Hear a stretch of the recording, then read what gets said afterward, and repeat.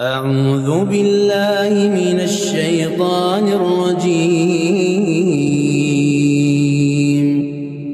بسم الله الرحمن الرحيم. الحمد لله الذي أنزل على عبده الكتاب ولم يجعل له عوجا قيما لينذر بأسا شديدا من لدنه ويبشر المؤمنين الذين يعملون الصالحات أن لهم أجرا حسنا ماكثين فيه أبدا وينذر الذين قالوا اتخذ الله ولدا ما لهم به من علم ولا لآبائهم كبرت كلمة تخرج من أفواههم إن يقولون إلا كذبا فلعلك باخع نفسك على آثارهم إن لم يؤمنوا بهذا الحديث أسفا إنا جعلنا ما على الأرض زينة لها لنبلوهم أيهم أحسن عملا وإنا لجاعلون ما عليها صعيدا جرزا أم حسبت أن أصحاب الكهف والرقيم كانوا من آياتنا عجبا إذ أوى الفتية إلى الكهف فقالوا ربنا آتنا من لدنك رحمة وهيئ لنا من أمرنا رشدا وضربنا على آذانهم في الكهف سنين عددا ثم بعثناهم لنعلم أي الحزبين أحصى لما لبثوا أمدا نحن نقص عليك نبأهم بالحق إنهم فتية آمنوا بربهم وزدناهم هدى وربطنا على قلوبهم إذ قاموا فقالوا ربنا رب السماوات والأرض لن ندعو من دونه إلها لقد قلنا إذا شططا هؤلاء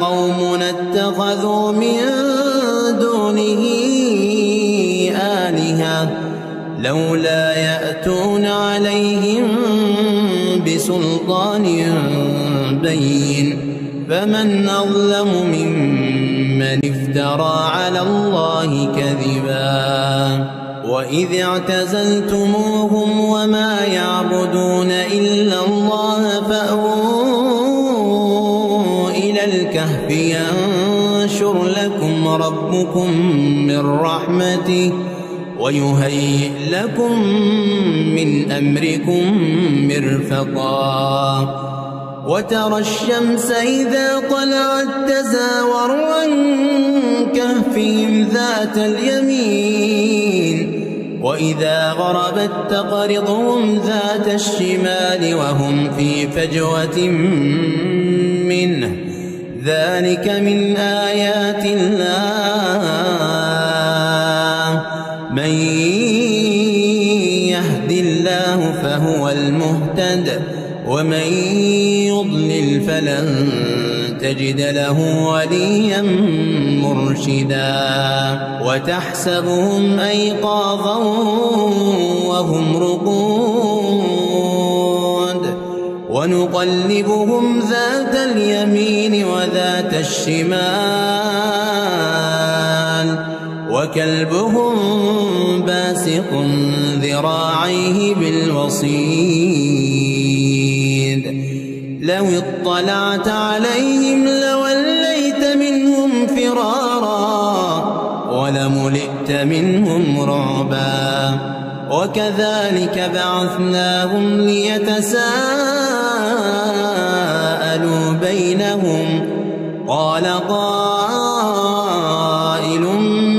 منهم كم لبثتم قالوا لبثنا يوما أو بعض يوم قالوا ربكم أعلم بما لبثتم فابعثوا أحدكم بورقكم هذه إلى المدينة فلينظر أيها أزكى طعاما فليأتكم برزق منه وليتلطف ولا يشعرن بكم أحدا إنهم إن يظهروا عليكم يرجموكم أو يعيدوكم في ملتهم ولن تفلحوا إذا أبدا وكذلك أعثرنا عليهم ليعلموا أن وعد الله حق وأن الساعة لا ريب فيها إذ يتنازعون بينهم أمرهم فقالوا بنوا عليهم بنيانا ربهم أعلم بهم قال الذين غلبوا على أمرهم لنتخذن عليهم مسجدا سيقولون ثلاثة رابعهم كلبهم ويقولون خمسة سادسهم كلبهم رجما بالغيب ويقولون سبعة وثامنهم كلبهم قل ربي أعلم بعدتهم ما يعلمهم إلا قليل فلا تمار فيهم إلا مراء ظاهرا ولا تستفت فيهم منهم أحدا ولا تقولن لشيء إني فاعل ذلك غدا إلا أن يشاء الله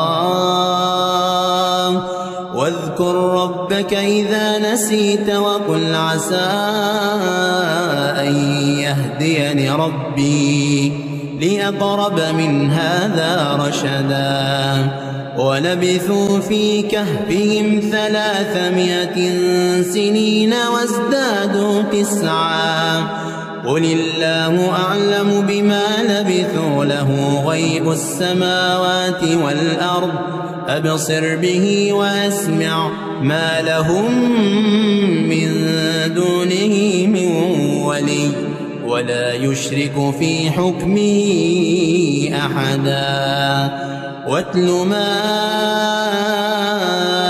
أوحي إليك من كتاب ربك لا مبدل لكلماته ولن تجد من دونه ملتحدا واصبر نفسك مع الذين يدعون ربهم بالغداة والعشي يريدون وجهه ولا تعد عيناك عنهم تريد زينة الحياة الدنيا ولا تطع من أغفلنا قلبه عن ذكرنا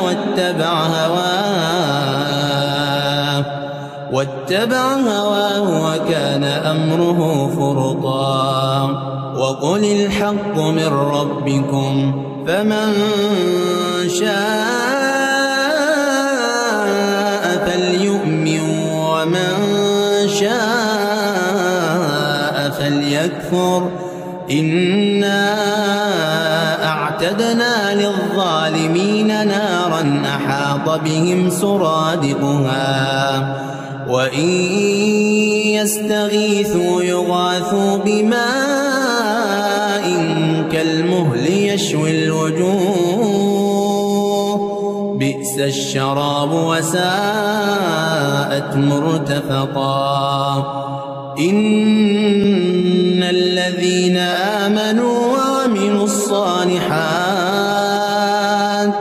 إنا لا نضيع أجر من أحسن عملا أولئك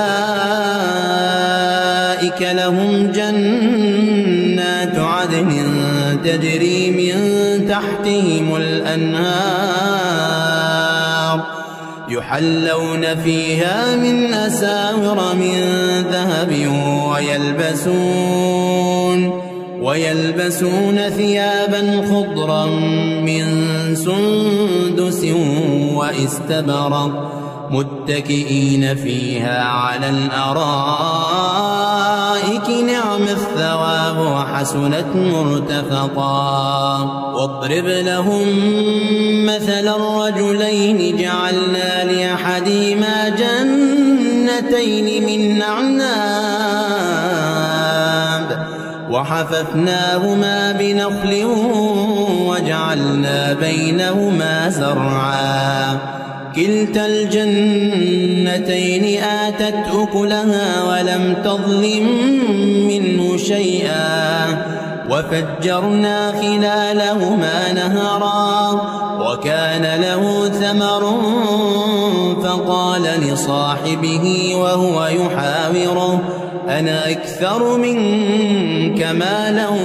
وأعز نفرا ودخل جنته وهو ظالم لنفسه قال ما أظن أن تبيد هذه أبدا وما أظن الساعة قائمة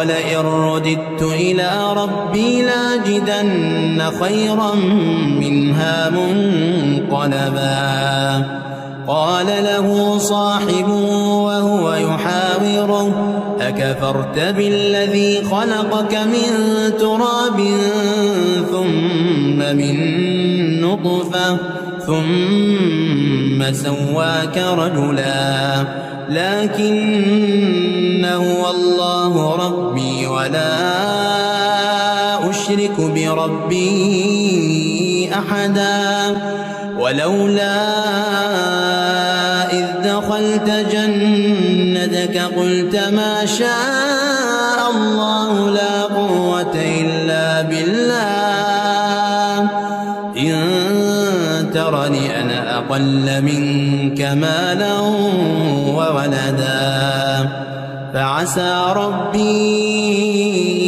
أن يؤتيني خيرا من جنتك ويرسل عليها حسبانا من السماء فتصبح صعيدا زلقا أو يصبح ماؤها غورا فلن تستطيع له طلبا وأحيط بثمره فأصبح يقلب كفيه على ما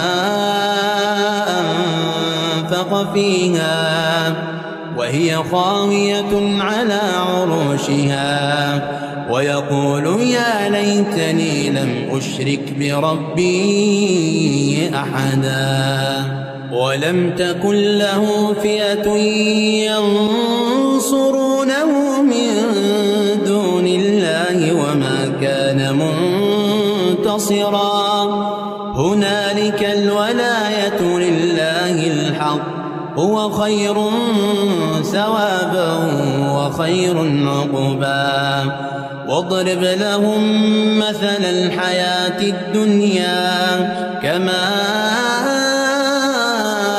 إن أنزلناه من السماء فاختلط به نبات والأرض فأصبح هشيما تذروه الرياح وكان الله على كل شيء مقتدرا. المال والبنون زينة الحياة الدنيا والباقيات الصالحات خير عند ربك ثوابا وخير أملا. ويوم نسير الجبال وترى الأرض بارزة وحشرناهم فلم نغادر منهم أحدا وعرضوا على ربك صفا لقد جئتمونا كما خلقناكم أول مرة بل زعمتم أن لن نجعل لكم موعدا. ووضع الكتاب فترى المجرمين مشفقين مما فيه ويقولون يا ويلتنا ما لهذا الكتاب لا يغادر صغيرة ولا كبيرة إلا أحصاها ووجدوا ما عملوا حاضرا ولا يظلم ربك أحدا. وإذ قلنا للملائكة اسجدوا لآدم فسجدوا إلا إبليس كان من الجن ففسق عن أمر ربه أفتتخذونه وذريته أولياء من دوني وهم لكم عدو بئس للظالمين بدلا. ما أشهدتهم خلق السماوات والأرض ولا خلق أنفسهم وما كنت متخذ المضلين عضدا. ويوم يقول نادوا شركائي الذين زعمتم فدعوهم فلم يستجيبوا لهم وجعلنا بينهم موبقا. ورأى المجرمون النار فظنوا أنهم مواقعوها ولم يجدوا عنها مصرفا. ولقد صرفنا في هذا القرآن للناس من كل مثل وكان الإنسان أكثر شيء جدلا. وما منع الناس أن يؤمنوا إذ جاءهم الهدى ويستغفروا ربهم إلا أن تأتيهم سنة الأولين أو يأتيهم العذاب قبلا. وما نرسل المرسلين إلا مبشرين ومنذرين ويجادل الذين كفروا بالباطل ليدحضوا به الحق واتخذوا آياتي وما أنذروا هزوا. ومن أظلم ممن ذكر بآيات ربه فأعرض عنها ونسي ما قدمت يداه. إنا جعلنا على قلوبهم أكنة أن يفقهوه وفي آذانهم وقرا وإن تدعوهم إلى الهدى فلن يهتدوا إذا أبدا. وربك الغفور ذو الرحمة لو يؤاخذهم بما كسبوا لعجل لهم العذاب بل لهم موعد لن يجدوا من دونه موئلا. وتلك القرى أهلكناهم لما ما ظلموا وجعلنا لمهلكهم موعدا. وإذ قال موسى لفتاه لا أبرح حتى أبلغ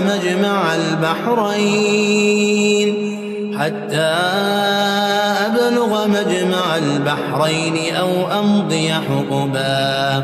فلما بلغا مجمع بينهما نسيا حوتهما فاتخذ سبيله في البحر سربا. فلما جاوزا قال لفتاه آتنا غداءنا لقد لقينا من سفرنا هذا نصبا. قال أرأيت إذ ذوينا إلى الصخرة فإني نسيت الحوت وما أنسانيه إلا الشيطان أن أذكره واتخذ سبيله في البحر عجبا. قال ذلك ما كنا نبغ فارتدا على آثارهما قصصا فوجدا عبدا من عبادنا آتيناه رحمة من عندنا وعلمناه من لدنا علما. قال له موسى هل أتبعك على أن تعلمني مما علمت رشدا؟ قال إنك لن تستطيع معي صبرا وكيف تصبر على ما لم تحط به خبرا. قال ستجدني إن شاء الله صابرا ولا أعصي لك أمرا. قال فإن اتبعتني فلا تسألني عن شيء حتى أحدث لك منه ذكرا. فانطلقا حتى إذا ركبا في السفينة خرقها قال أخرقتها لتغرق أهلها لقد جئت شيئا إمرا. قال ألم أقل إنك لن تستطيع معي صبرا؟ قال لا تؤاخذني بما نسيت ولا ترهقني من أمري عسرا. فانطلقا حتى إذا لقيا غلاما فقتله قال قتلت نفسا زكية بغير نفس لقد جئت شيئا نكرا. قال ألم أقل لك إنك لن تستطيع معي صبرا؟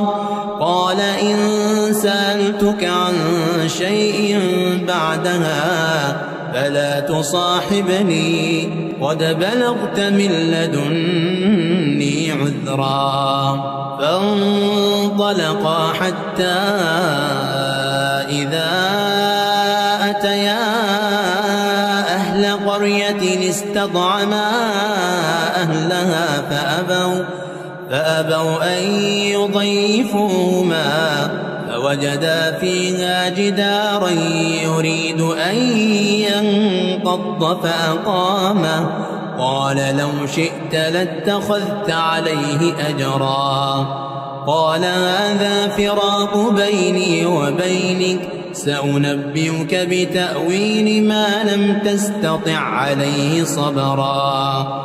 أما السفينة فكانت لمساكين يعملون في البحر فأردت أن أعيبها وكان وراءهم ملك يأخذ كل سفينة غصبا. وأما الغلام فكان أبواه مؤمنين فخشينا أن يرهقهما طغيانا وكفرا فأردنا أن أن يبدلهما ربهما خيرا منه زكاة وأقرب رحما.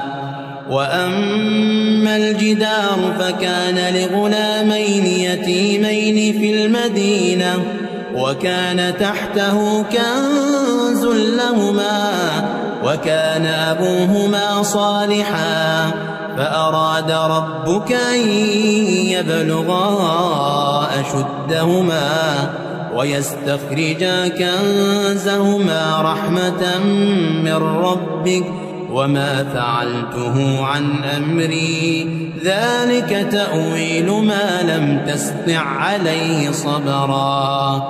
ويسألونك عن ذي القرنين قل سأتلو عليكم منه ذكرا. إنا مكنا له في الأرض وآتيناه من كل شيء سببا فأتبع سببا حتى إذا بلغ مغرب الشمس وجدها تغرب في عين حمئة ووجد عندها قوما قلنا يا ذا القرنين إما أن تعذب وإما أن تتخذ فيهم حسنا. قال أما من ظلم فسوف نعذبه ثم يرد إلى ربه فيعذبه عذابا نكرا. وأما من آمن وعمل صالحا فله جزاء الحسنى وسنقول له من أمرنا يسرا. ثم أتبع سببا حتى إذا بلغ مطلع الشمس وجدها تطلع على قوم لم نجعل لهم من دونها سترا. كذلك وقد أحطنا بما لديه خبرا. ثم أتبع سببا حتى إذا بلغ بين السدين وجد من دونهما قوما لا يكادون يفقهون قولا. قالوا يا ذا القرنين إن يأجوج ومأجوج مفسدون في الأرض فهل نجعل لك خرجا على أن تجعل بيننا وبينهم سدا. قال ما مكني فيه ربي خير فأعينوني بقوة أجعل بينكم وبينهم ردما. آتوني زبر الحديد حتى إذا ساوى بين الصدفين قال انفخوا حتى إذا جعله نارا قال آتوني أفرغ عليه قطرا. فما استطاعوا أن يظهروا وما استطاعوا له نقبا. قال هذا رحمة من ربي فإذا جاء وعد ربي جعله دكاء وكان وعد ربي حقا. وتركنا بعضهم يومئذ يموج في بعض ونفخ في الصور فجمعناهم جمعا. وعرضنا جهنم يومئذ للكافرين عرضا. الذين كانت أعينهم في غطاء عن ذكري وكانوا لا يستطيعون سمعا. أفحسب الذين كفروا أن يتخذوا عبادي من دوني أولياء إنا أعتدنا جهنم للكافرين نزلا. قل هل ننبئكم بالأخسرين أعمالا الذين ضل سعيهم في الحياة الدنيا وهم يحسبون أنهم يحسنون صنعا أولئك الذين كفروا بآيات ربهم ولقائه فحبطت أعمالهم فلا نقيم لهم يوم القيامة وزنا ذلك جزاؤهم جهنم بما كفروا واتخذوا آياتي ورسلي هزوا إن الذين آمنوا وعملوا الصالحات كانت لهم جنات الفردوس نزلا خالدين فيها لا يبغون عنها حولا قل لو كان البحر مدادا لكلمات ربي لنفد البحر قبل أن تنفد كلمات ربي ولو جئنا بمثله مددا قل إنما أنا بشر مثلكم يوحى إلي أنما إلهكم إله واحد فمن كان يرجو لقاء ربه فليعمل عملا صالحا ولا يشرك بعبادة ربه أحدا.